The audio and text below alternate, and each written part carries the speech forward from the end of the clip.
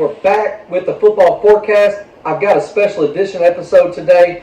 We're going to take a little bit of a pause on the player projection shows, going position by position. And today I'm actually going to show and analyze my first real Money League draft. So I'm going to put a lot of people on blast. I'm going to put myself on blast. I'm not going to do all 16 rounds. I'm going to do the first 8. And then I'm going to switch over and analyze each team. So before I pull up round 1, you're going to notice little red and green marks next to people's names. If it's a red mark, I feel like it was a little bit of a reach for that value in that player. And if you see a green mark, obviously that means that I think it's a good pick, a good value for that round and for that draft pick. And if you don't see a mark next to him at all, it's a good pick. I mean, it's just kind of where they're supposed to go. So I'm only highlighting a few from each round. So without any other hesitation, let's get into it. My name on here is Kirk Thuggins. Kirk Thuggins, you'll see all of my picks in bold. So here we got the first round. I don't have my first mark until Justin Jefferson. Personally, for me, I think Justin Jefferson was like my 6th or 7th wide receiver, and that's not based on his talent. That is purely based on his situation right now in Minnesota with his quarterback. I know that they're down to Sam Darnold. The latest that I've heard, they're going to bring in guys like Jameis Winston and a couple of these other guys that got cut today when each team finalized their roster to their final 53. Breece Hall, this is a great pick and a great fantasy name. The Neighbors Touched My Penix has got to be the best. Kudos to Spencer. Kudos to Spencer, because you at least got one thing right. You got your fantasy football name right. Now, all jokes aside, I think Breece Hall's an excellent selection here. I've got him as my number 2 running back and my number 2 overall. I think he's due for a great season, man. I'm all in on the Jets, and I've never said that before. The next green mark, no, I did not mark every single one of my rounds. Each one of my draft picks with a green mark, but this one I had to. I think that Amon-Ra St. Brown is, I know he's my 3rd rated wide receiver going into this season. I've got him just slightly ahead of Jamar Chase, slightly ahead of Justin Jefferson. So for me, in my opinion, to get the 3rd best wide receiver at the 8th slot, I felt really good about that. I do value the running back position much more than the wide receiver. But for the 8th pick value, with Amon-Ra St. Brown still sitting there, I felt like a Jonathan Taylor or Jahmyr Gibbs or Saquon or Derrick Henry was a little bit of a stretch. So I just took, in my opinion, the best player available on the board. Rounding out round number 1, get a red mark. And this, again, if he stays healthy, Jonathan Taylor's due for a top 5 fantasy season. We all know what he's capable of. I just haven't seen him on the football field consistently over the course of the season for me to justify taking him in round 1. So that's why I got a red knock right there.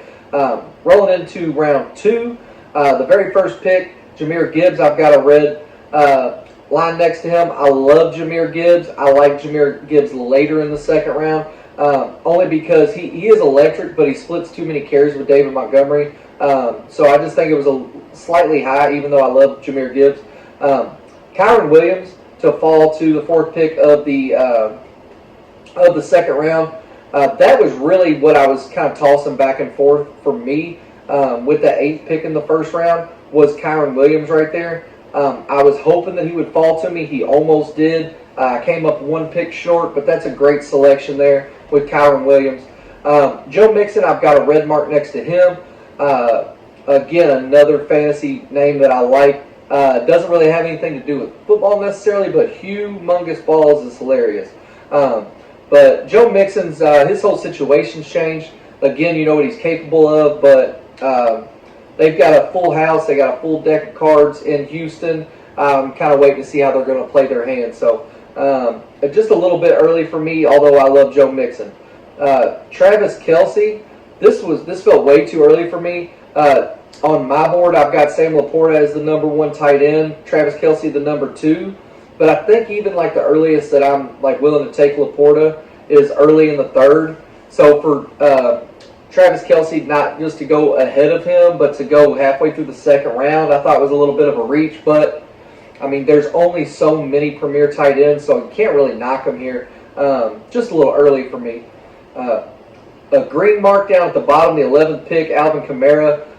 For this to be ultimately the 23rd overall player drafted, Alvin Kamara is sneakily under, kind of gets brushed under the table, but he's sneakily a top 10 running back every single season. If you look at his targets, not just his number of touches last year, I think he was 22 or 23 touches per game last season. Not much has changed in New Orleans, so I'm expecting the same volume. But in a PPR league, they use him a shitload in the passing game. He probably gets like 7.5, 8 targets, if I remember correctly. The last one's a little bit of a knock. I feel like Lucifer here was thinking of DJ Moore last year. DJ Moore last year didn't have Caleb Williams throwing him the football. DJ Moore last year didn't have Keenan Allen. He didn't have Roma Dunze, opposite of him, running routes, sharing the workload. So, again, I like DJ Moore. I was impressed and shocked by what he was able to do last year with Justin Fields, really kind of being his only option. But I don't expect the same thing here, so just a little early for me there with DJ Moore. Rolling into the third round, there's no red. Really good picks here. Most people are pretty much exactly where I would anticipate them going. However, Mike Evans is a great pick for, once again, my neighbors touch my penis. Mike Evans has been at Tampa Bay for 10 seasons, and he has yet to catch less than 1,000 balls, despite not playing every game over the course of that whole time frame. It doesn't matter who's throwing the football or how many games he plays, 14, 15, 17 games, doesn't matter. He gets over 1,000 yards, so he's the definition of consistency. Michael Pittman Jr. is a rising star in Indianapolis. He's a target monster. He's getting like 10, 11 targets per game. I think that at the end of the season it was actually like 9.5, but a lot of people think that his volume increased without Anthony Richardson last season. That's not true. If you look at the first 4 games of the season when Anthony Richardson was playing, Michael Pittman Jr. averaged 10.5, 11 targets per game. So his usage was the same regardless, but actually slightly higher, and 10, 11 targets is absurd. So love the value there halfway through the third round. James Cook, I was tossing Rachaad White and James Cook back and forth here. I wasn't sure which way I wanted to go. Ultimately, I think Rachaad White has an established role in Tampa Bay. This is an offense and a team really that has not changed too much since last season. Same coach, same quarterback, same weapons. The only thing that they did was add Bucky Irving, who I think is going to be a good change of pace back, catching some screen passes. They're going to get Bucky Irving moving across the field pre-snap and trying to do some different things. Be creative with him in space because he's a playmaker. But ultimately, Rachaad White has shown me that he can be a 3-down back. And I love James Cook in Buffalo. And actually, I'm more of a James Cook fan. I just don't know how Buffalo's going to use him because I thought that they would lean on him a little bit more heavy last season, and they didn't. So I'm not too sure if I believe in Sean McDermott to do the right thing and just feed the ball to James Cook. So moving on to round 4, the first pick of the 4th round is Jalen Hurts. And, I mean, honestly, if you're getting the quarterback who has led the NFL in fantasy points at that quarterback position, first pick of the 4th round, that's a tremendous value. I'm not a huge Hurts fan. Matter of fact, I kind of think that how they ended the season last season is probably how they're going to end up more or less this season. It seems like the wheels are falling off a little bit, especially with the relationship apparently between Jalen Hurts and Nick Sirianni. And it's all preseason noise. Everybody's kind of scratching and clawing for a story and something to talk about. But there does seem like something was there. There was definitely friction last season with the receiving corps and Jalen Hurts. I just don't know where it stemmed from. Despite that 4th round first pick's very good. How the hell they let Sam Laporta fall to me in round 4 is absurd. And I had to take him, and this kind of threw my draft strategy off. Something that I was going to mention before I got rolling into all the different rounds. So when I'm in a fantasy draft, my typical draft strategy is to, within the first 5 rounds, get 3 premier backs. 3 backs that are premier, every down backs. They don't have a backup who is kind of tight in the race with them that's going to be, sharing the workload. Think about, like, this year, what you're going to see with Ramondre Stevenson and Antonio Gibson, or in Washington with Brian Robinson and Austin Eckler, or in Tennessee with Tony Pollard and Tyjae Spears. Pittsburgh, you got Jalen Warren and Najee Harris. Those are typically the guys that I try to avoid when I'm looking into grabbing my first 3 running backs. But what threw me off here was that Sam Laporta actually fell to halfway through round 4. I mentioned it when I talked about Travis Kelce being a little bit of a reach, in my opinion, halfway through round 2. But when Sam Laporta fell to me right here, I had no choice but to take him. So instead of getting 2 quality receivers and 3 quality running backs in the first 5 rounds, I had to settle for, in my opinion, the best tight end in the NFL in Sam Laporta right here. So that's great value for me. Patrick Mahomes, he's Patrick Mahomes. What else do you need to say? His stats are never really stellar when you look at him compared to Josh Allen or Jalen Hurts or whatever. He gets the job done, though, and you know what to expect from Patrick Mahomes. They're loaded with weapons. They add Xavier Worthy. Isaiah Pacheco has taken over the backfield. They don't have shitbirds at receiver this year. They've seemingly trimmed some of the fat that they've had from those guys. So I like Patrick Mahomes a lot. Lamar Jackson's a freak.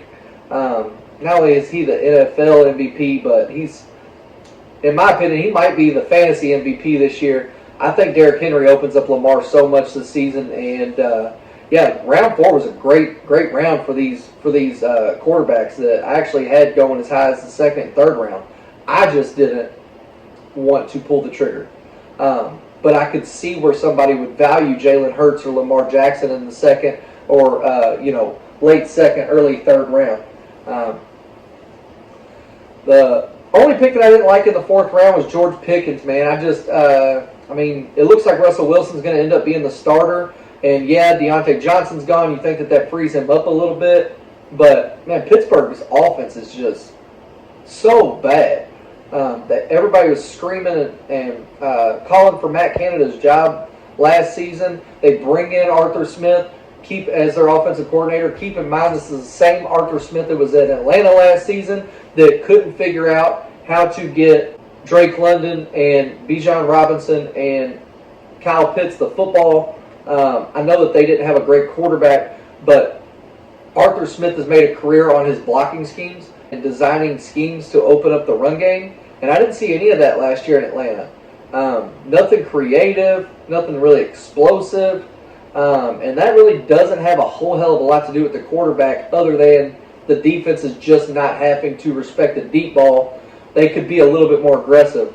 I just don't see him going into Pittsburgh and, being some offensive guru. It kind of feels like he has similar weapons. Not really for sure quarterback, decent at best receivers. You might have one superstar in George Pickens, but, look at what Drake London did. Running backs are similar. No, you don't have a workhorse like Bijan Robinson, but you can do so many different things with the combination of Najee Harris and Jalen Warren. I don't trust Arthur Smith, plain and simple, man, in Pittsburgh. I just think this is a little bit of a reach. George Pickens is fine. I just think it's a reach. Let's pull up round 5. First one, I'm going to highlight C.J. Stroud. C.J. Stroud is my favorite sleeper at the quarterback position. I was actually hoping that he would fall to me right here. Actually, I had predicted that he would be available in the 6th round. That's kind of when I planned on turning around and getting him. But I had to get my 3rd running back here in Zamir White, which I'm pumped about. But C.J. Stroud, he's got all the tools in place. Sophomore slump, whatever. I don't want to hear it. Until I see it, C.J. Stroud has come on strong, and I'd be shocked if the Houston train slows down.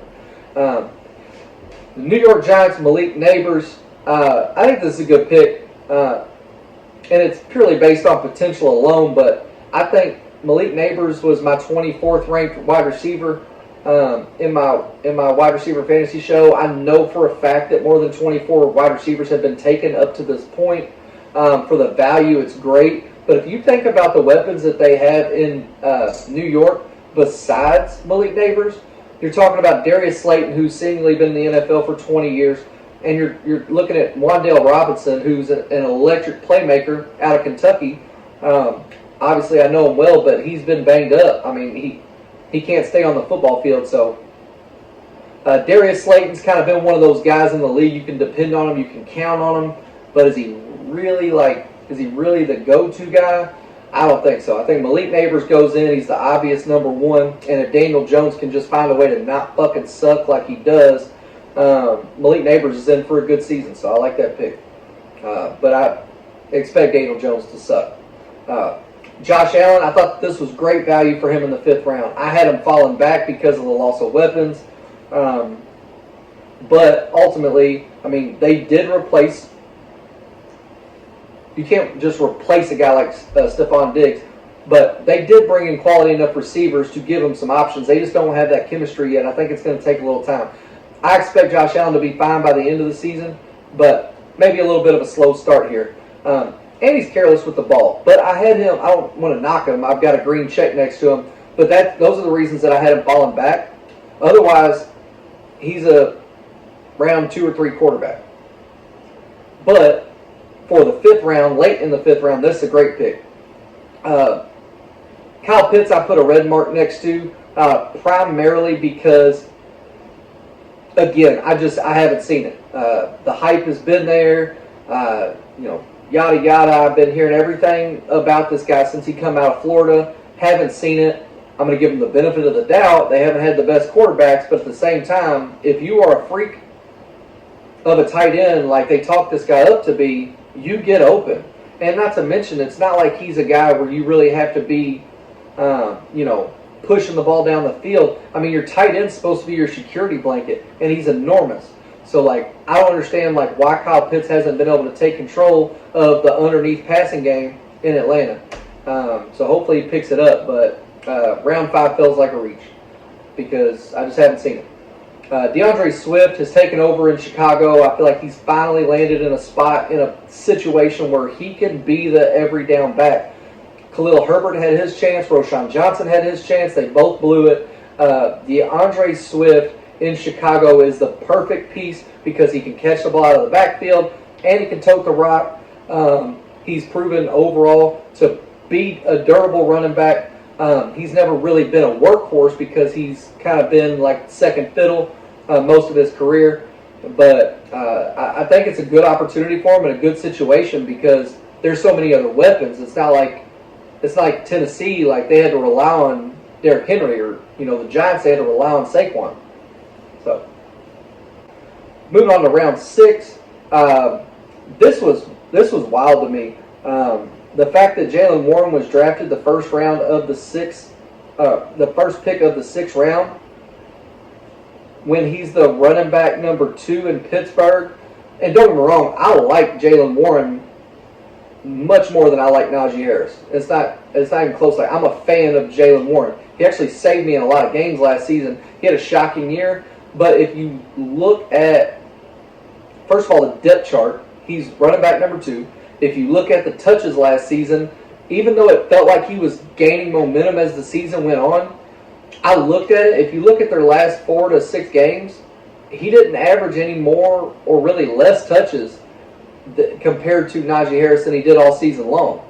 He is consistently about 5 to 7 touches less than Najee Harris per game. Now, he does more with his touches, but is Pittsburgh willing to relinquish the role all the way to Jaylen Warren? I don't think so. And he was drafted a round and a half before Najee Harris, so I don't like that. Dak Prescott in the 6th round. plays in the Dome, plays in Dallas. They seemingly throw the ball 50 times a game, score 45 points a game. They suck in the playoffs, but this isn't real football. It's fantasy football, and Dak Prescott's going to throw a bunch of times. He's going to get you the numbers. He's not a scrambling quarterback per se, but he does have mobility. So early 6th round quarterback, it doesn't get much better than that.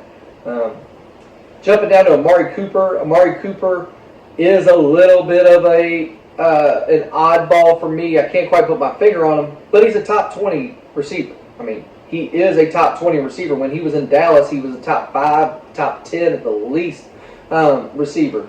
The only question mark, obviously, is who's throwing the football. Last year, it didn't matter. Before they finally landed on Joe Flacco, he seemed to get his numbers. He was still top 20 last season, despite not having the $250 million guaranteed guy in Deshaun Watson. So,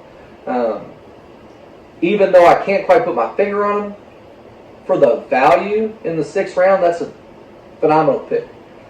I wish I could have made this red mark bold, like even more bold, like just covered his name up. I hate Buffalo tight ends.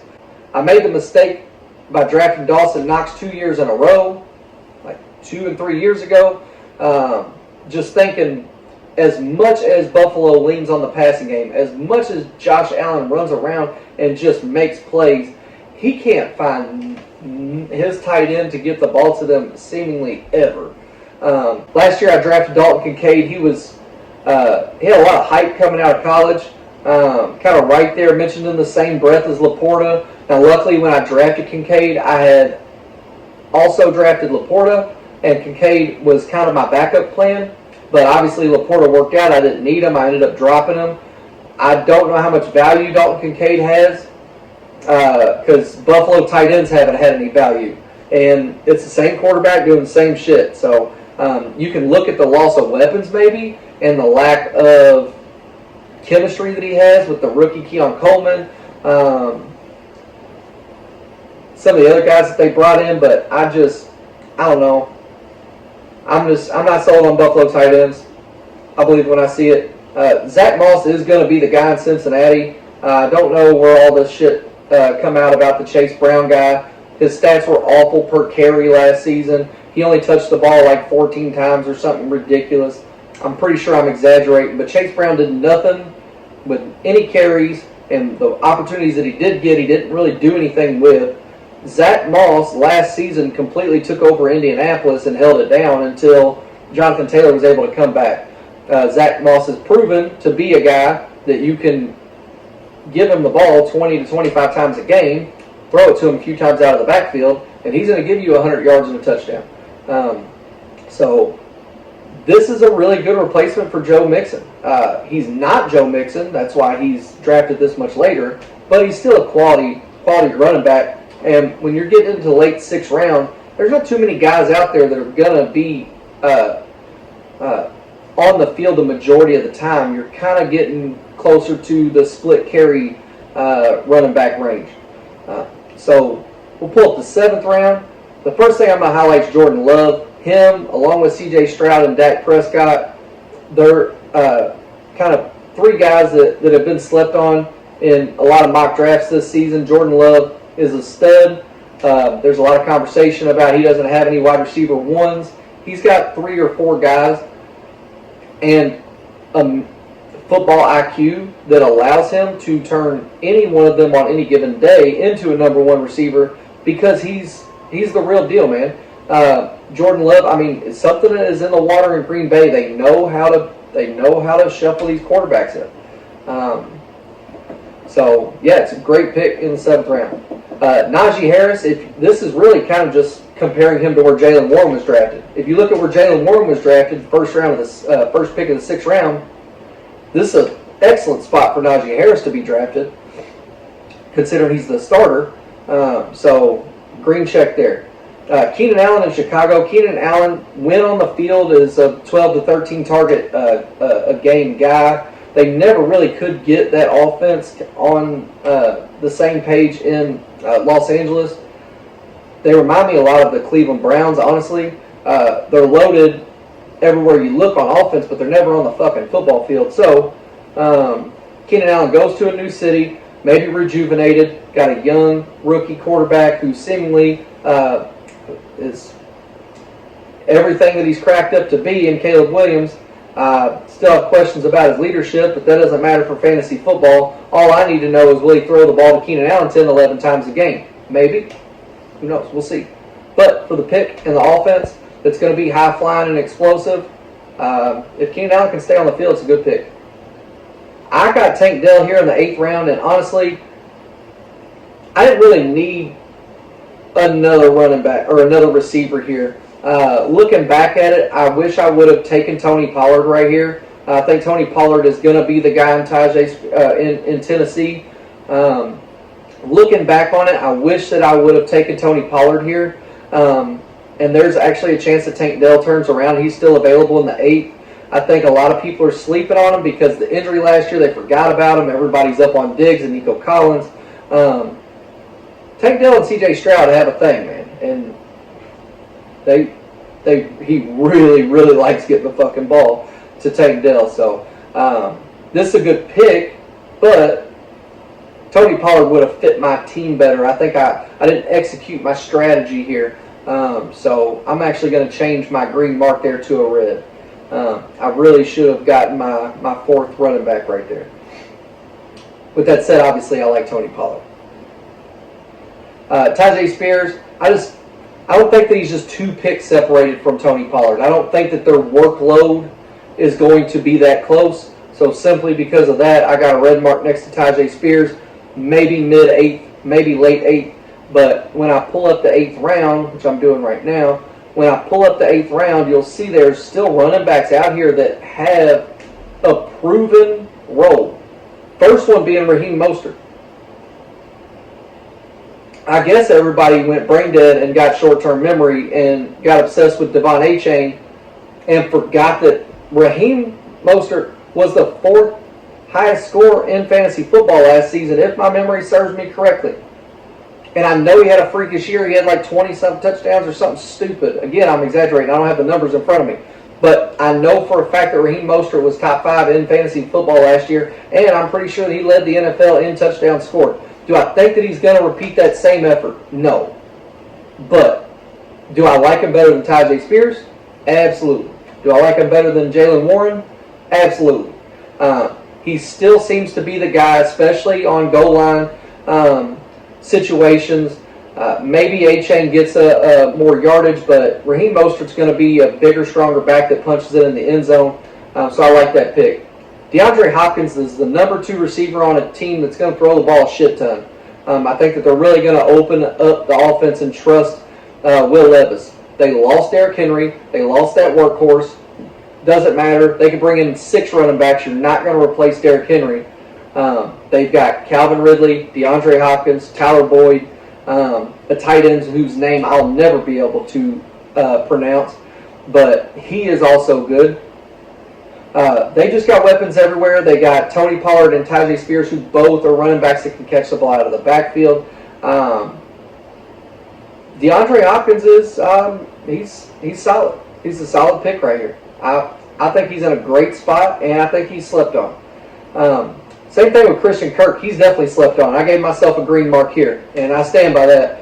So Calvin Ridley obviously left Jacksonville, and all that did was open up space for Christian Kirk.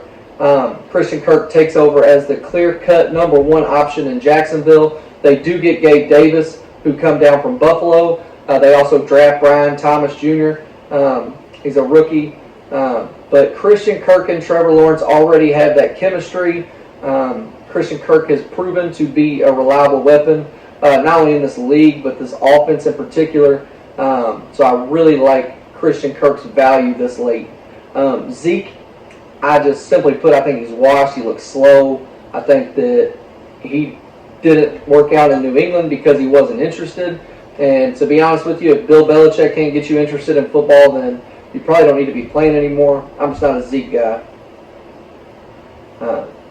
Also, Dallas is bringing in guys like Dalvin Cook and shit because they know Rico Dowdle and the other guys aren't fucking it either. They got Duke Spawn and these other guys. But ultimately, they know their running backs are shit. So, but bringing in Dalvin Cook, seeing if they can revitalize his career, probably going to try out some other running backs that got cut when the NFL finalized their rosters today. Javonte Williams is a 3-down back in Denver. He does not have Jaleel McLaughlin as his number 2. He's got Samaje Perine. Let's get that out in the open. I still see people drafting Jaleel McLaughlin and not Samaje Perine. And I'm telling you right now, Samaje is way better. But I don't think either one of them are a threat to Javonte Williams. I think that he established himself enough in Denver last season. I think Sean Payton knows how to use him. Sean Payton is brilliant. And I fully expect Javonte Williams at this stage of the draft to be the last 3-down back available. Oh. Actually, Devin Singletary's still out there, but I'm not getting to that round and breaking it down. David Njoku, I like this pick for this value in this round. I had my question marks about him, but if it wasn't for the obvious quarterback question marks, then I would have David Njoku probably a 5th or 6th round tight end. So for the 8th round, that's tremendous value talent-wise. And he damn near burned his whole fucking body off last season and still was able to go and put the whole body wrap and the face and the hood on and everything else and go play. Could you imagine having a 3rd-degree burn? Could you also imagine having that same 3rd-degree burn all over your face with a football helmet, pushed skin tight up against it, rubbing and rattling up against it all day? There's no way. David Njoku gets my respect automatically because of that alone. Jameson Williams, yeah, he's on Detroit's starting offense. That's about all I can say about Jameson Williams.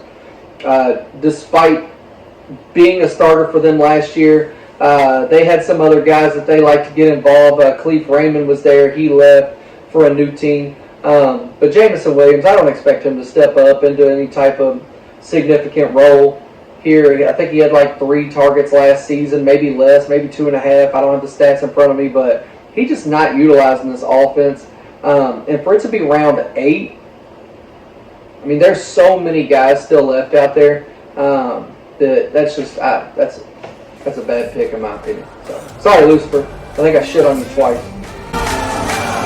You don't really know it, son. Me, I got something that I need to prove. I cannot lose, nah. Everything I do that really is news. You look confused, why? You are what you choosing to do. Me, I've been making the moves, paying my dues, getting this done with the fam. Y'all know that I am the dude. Bend that low, hit that high, got that hustle, got that drive. One more time, best alive.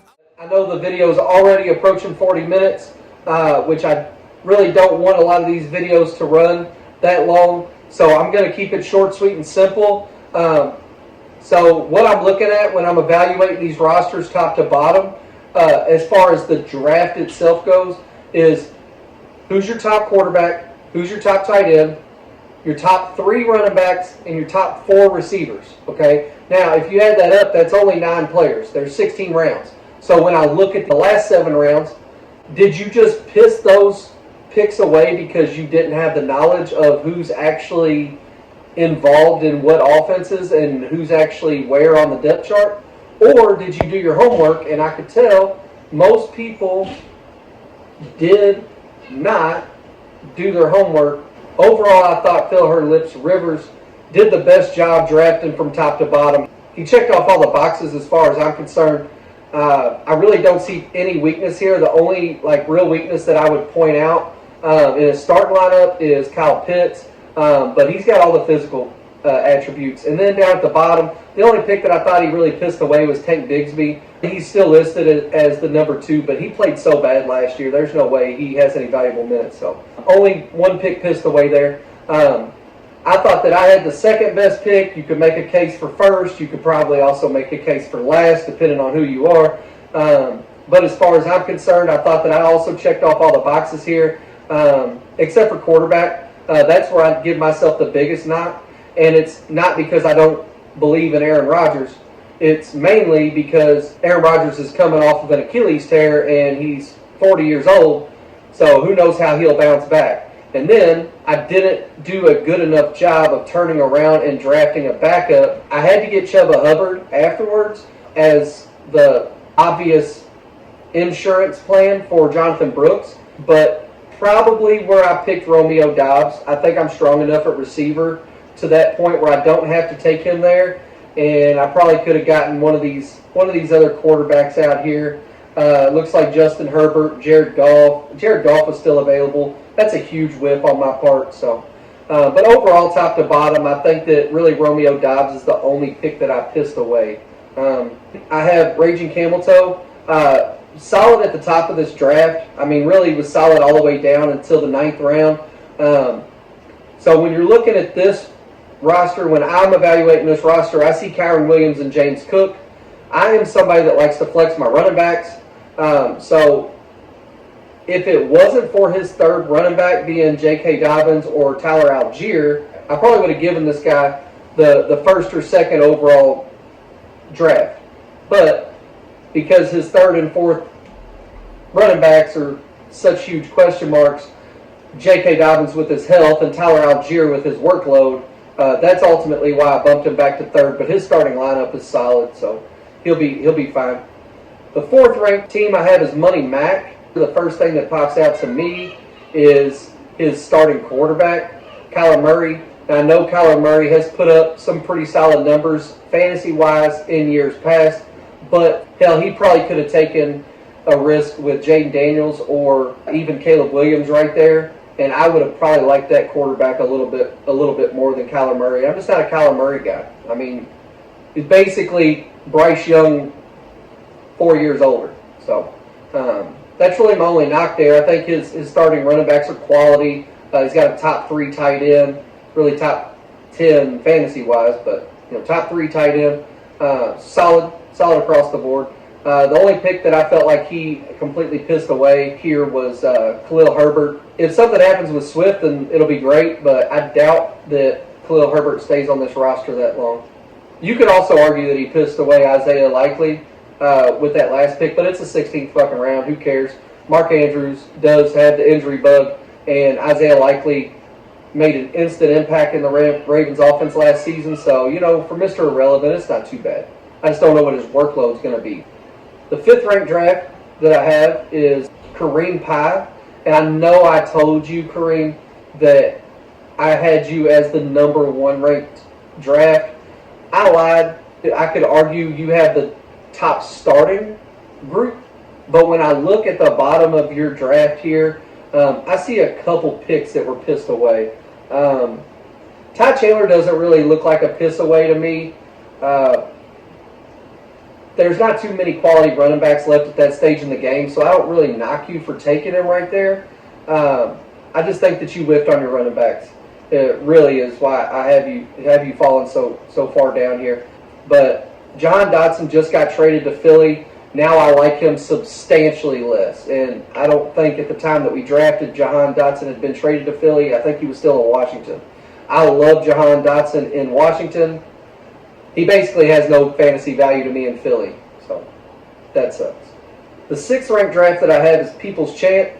And this is another one of those teams that if you look at top to bottom just at a glance, you're like, wow, this roster is completely fucking loaded. And to be honest with you, I could probably make an argument to move you up to 4th or 5th. You're really splitting hairs here.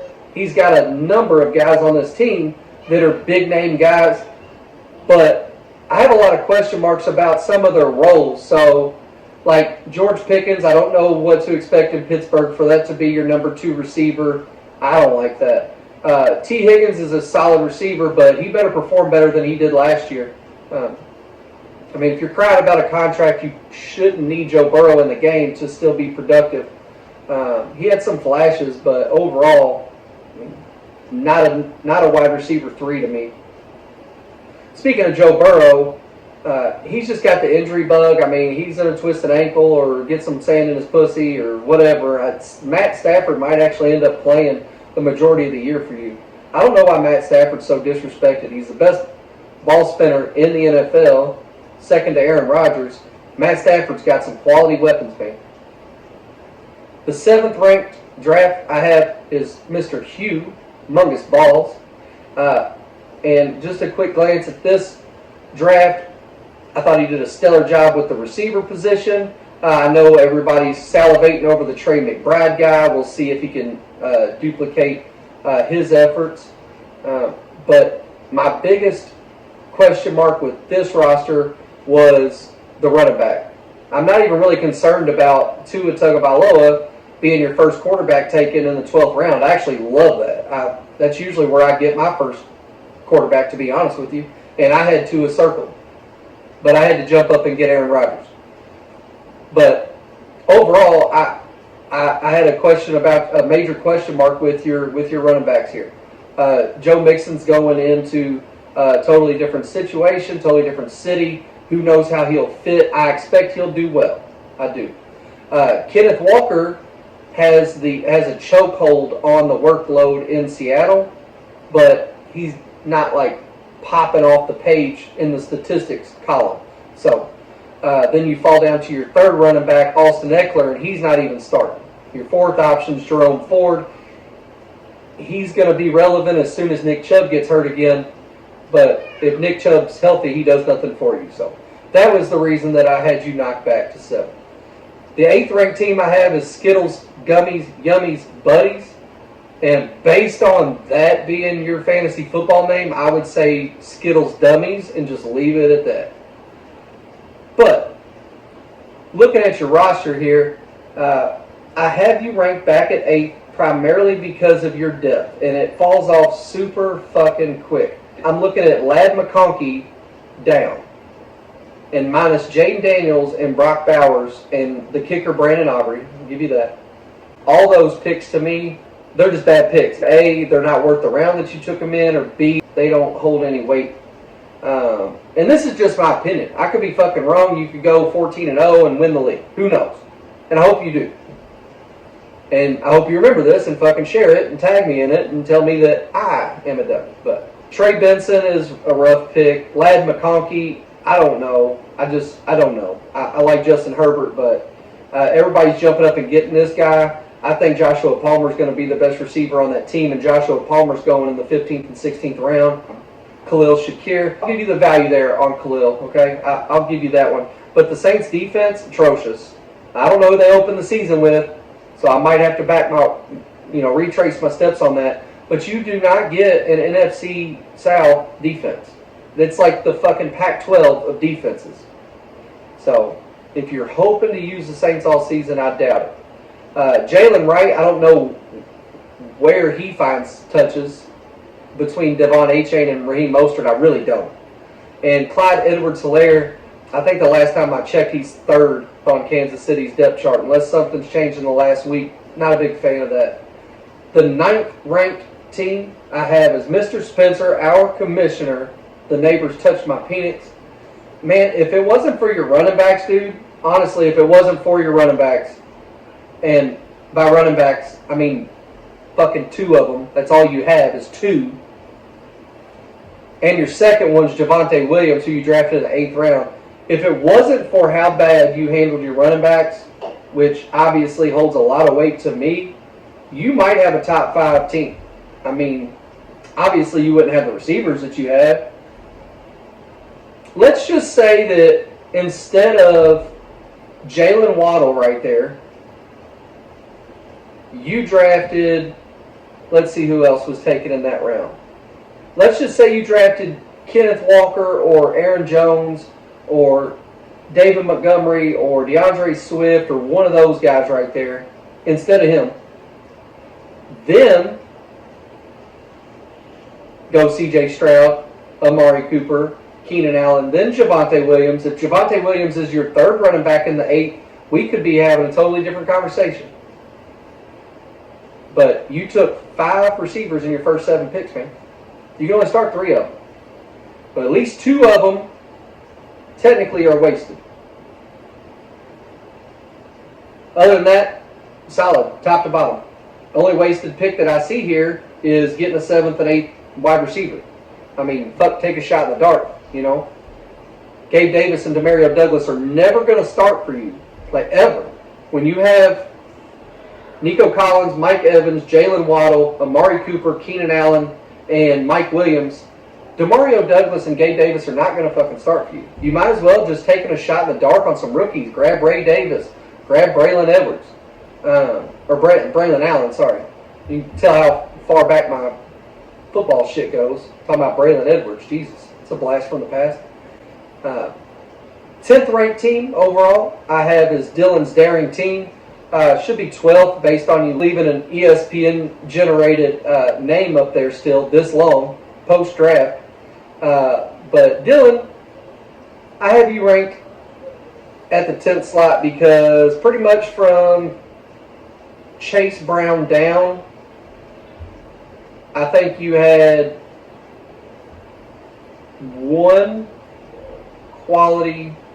two quality picks. Chase Brown is a waste. And again, I could be wrong. But the issue with your roster, where like with Spencer, it's just his depth at one position cost him. Your top guys, just like Skittles, your top guys are fine. There's really nothing wrong with these top guys here. It's just from Chase Brown down. A.D. Mitchell and Brian Thomas Jr. could potentially have a big role in their offenses. I'll say that. The Dolphins defense, it's okay when they're not playing a top 10 team. By the way, I think Keaton Mitchell's third on the depth chart. Marshawn Lloyd is definitely third on the depth chart. A.J. Dillon is second. The 11th ranked team that I have is Lucifer. I know I shit on you a couple times during the draft, but I think it was just really a couple reaches. I mean, looking at your team from top to bottom, let's just say in a perfect world, that Nick Chubb is the Nick Chubb of old. If Nick Chubb is the Nick Chubb of old, most people are going to have a fucking problem beating you. Like, honest to God, most people are going to have a fucking problem. If Anthony Richardson can find any level of consistency throwing the football and is still effective in the running game, people are going to have a hard fucking time beating you, dude. But Jamison Williams was a pissed away pick, and Rico Dowdle was a pissed away pick. That's it. I think that you only pissed away 2 picks. But for me, when your third running back is Nick Chubb, and then the only other running back that you have is Rico Dowdle, that's really where it cost you there. Anthony Richardson, well, you got a little bit of a knock there for me just because his health, his play style, and his inconsistency throwing the football. But honest to God, if Nick Chubb can stay healthy, you're going to be a serious fucking problem in this league. And I'll eat my words. Last but not least, I've got Give 'em the old razzle dazzle. 12th rank. I'll give you 11th on fantasy name. 11th on fantasy name. I don't like mouthfuls, man. It's a mouthful, dude. Skittles.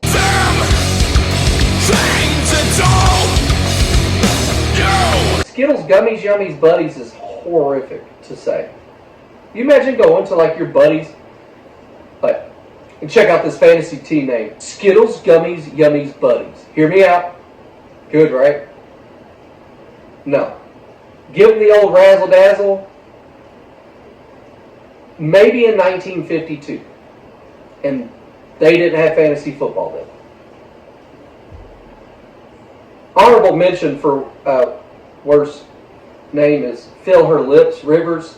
I see what you tried to do there, but it was a swing and a miss, man. If you're going to make some sort of pun using somebody's name, you can't just fucking...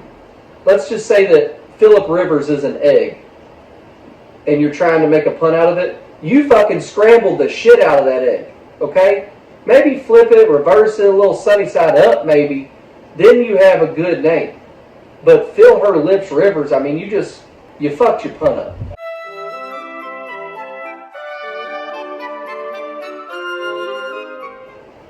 Give them the old razzle dazzle. I've got you ranked 12th overall in your draft because your best running back is a health concern. Your second running back is going to split carries. Those were also your top 2 picks.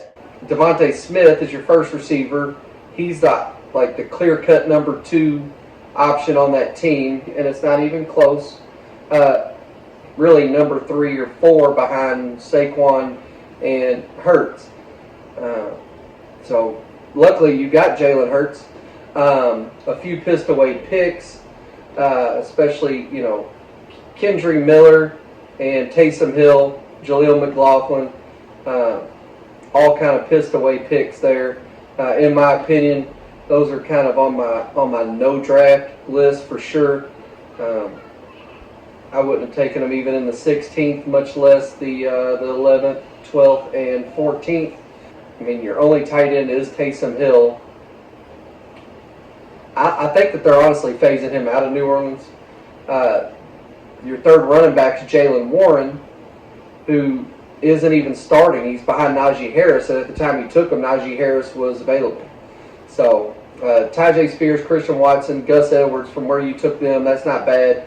But yeah, just top to bottom. I mean, just wasn't a big fan of this draft here. So, sorry, pal. Somebody had to be last. I hope that you fucking prove me wrong and shove it in my face. And I tell you what, if you win this league, I will give you an extra $50. Okay? I'm willing to stick my neck out there on 50. You ain't got to give me shit if you don't. But if you win, I'll give you an extra $50. What the fuck is going on? That's it for my fantasy draft show. But I am piecing together a real live draft where in real time, as the clock is ticking, I'm looking at the next best options and I'm talking through the reasoning behind my pick. So I'm going to be slowly piecing that together. Also, the wide receiver number 2 show, that's all ready to go. I just got to shoot it, edit it. But I wanted to take a little bit of a break here and give you something different. Actually show you a real draft and real draft selections instead of just continuing to go through position by position on my personal rankings and my personal projections. So I want to give you something different today, and tomorrow I'll be editing and finishing up chopping up that live draft. So anyways, y'all, thanks for listening, thanks for supporting, and kick ass in your fantasy drafts. Unless you're with me, then I'll pray for you.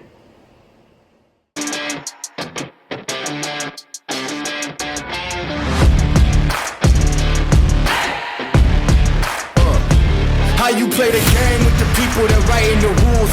Ain't the fame that I'm after when paying the dues. I've been through the pain that's reflected in the attitude. Might be winning now, but the thing is that I had to lose. So go and tell me what you really want to do.